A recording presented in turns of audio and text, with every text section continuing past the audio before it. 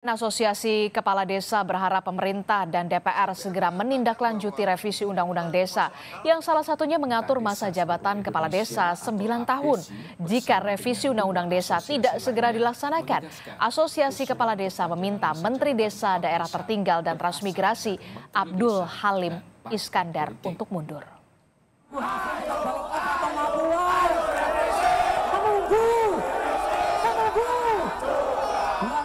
Para kepala desa menggelar unjuk rasa di depan gedung DPR Selasa lalu. Mereka menuntut revisi Undang-Undang Desa, salah satunya terkait perubahan masa jabatan kepala desa yang sebelumnya 6 tahun menjadi 9 tahun. Bagaimana jabatan kepala desa ini menjadi 9 tahun, itu yang pertama.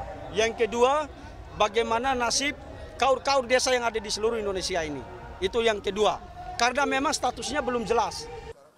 Anggota DPR dari PDIP, Budiman Sujatmiko, mengklaim Presiden Jokowi setuju dengan usulan perpanjangan jabatan kepala desa menjadi 9 tahun. Namun dirasakan temuan-temuan di lapangan, dirasakan bahwa itu boros dan menimbulkan banyak konflik sosial.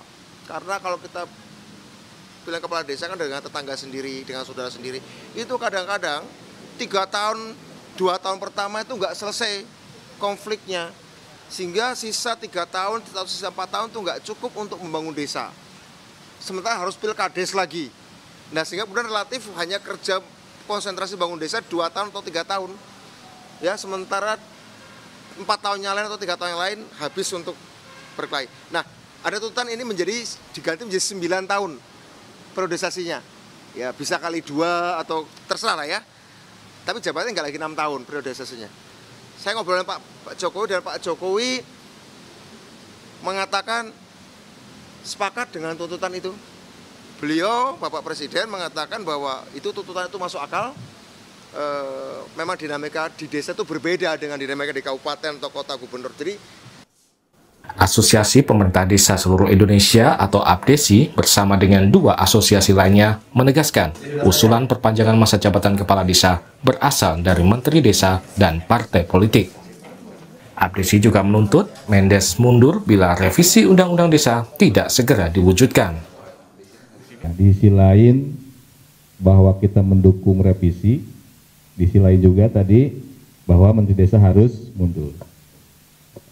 Benang merahnya adalah bahwa kita ingin mempertegas saja, jangan sampai pemerintah desa ini dijadikan komoditas politik saja, jangan hanya sebatas gula-gula politik saja. Maka buktikan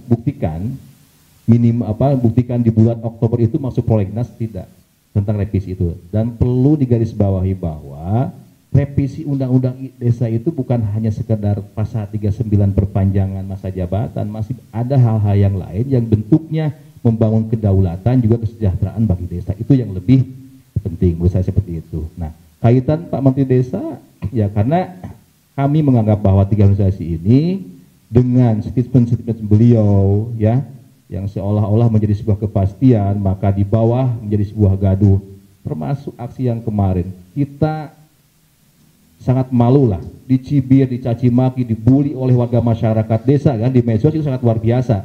Padahal tidak semua kepala desa itu ikut aksi kan seperti itu. Dampaknya terasa banget sama kita kan, seperti itu. Asosiasi Pemerintahan Desa berharap masalah revisi Undang-Undang Desa tidak hanya dijadikan komoditas politik jelang pemilu 2024. Pemirsa, informasi tadi sekaligus menutup jumpa kita pada hari ini. Atas nama tim redaksi yang bertugas, saya jumpa dan salam redaksi.